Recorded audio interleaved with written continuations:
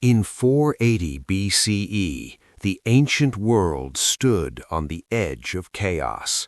From the vast lands of Persian Empire rose a force unlike any before, millions strong, unstoppable, commanded by the powerful king Xerxes I. Their goal? To crush the small, defiant land of Greece.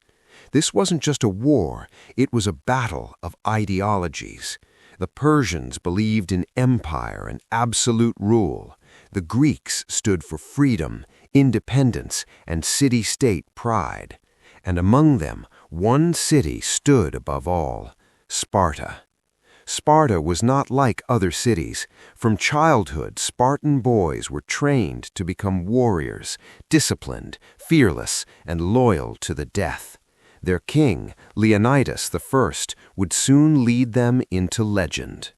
Xerxes assembled one of the largest armies ever seen: soldiers from across Asia, war elephants, cavalry, and ships stretching beyond the horizon.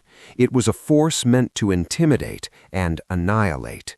The Greeks chose to make their stand at Thermopylae, a narrow mountain pass. Here, numbers meant nothing. Strategy meant everything. King Leonidas arrived with just 300 Spartan warriors, but they weren't alone. Thousands of Greek allies joined them. Still, it was the Spartans who would become immortal. When Xerxes demanded surrender, Leonidas replied with legendary defiance, "Molon labe," come and take them. The battle was inevitable. As Persian troops advanced, they expected an easy victory. Instead, they met an unbreakable wall of shields and spears. The Spartans held the line.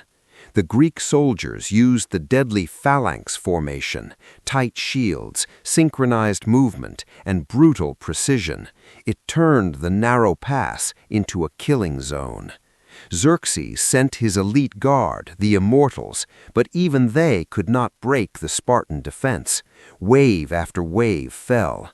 The battle raged on. Persian numbers clashed against Spartan discipline. Still, the Greeks stood firm. A Greek traitor named Ephialtes of Trachis revealed a secret pass to the Persians. The Spartans were about to be surrounded. Knowing the end was near, Leonidas made a choice. He dismissed most of the Greek army, but he and his 300 Spartans stayed. Outnumbered, surrounded, and facing certain death, the Spartans fought on, not for victory, but for honor.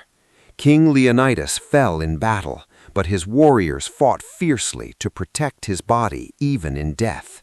One by one, the Spartans were slain. Yet their resistance echoed louder than any victory. Xerxes had won, but at a cost. The Persian army had been delayed and shaken. The myth of invincibility was broken. The sacrifice at Thermopylae inspired all of Greece. City-states united like never before. Soon after, the Greeks defeated Persia in decisive battles like Salamis and Plataea. The tide of war had turned.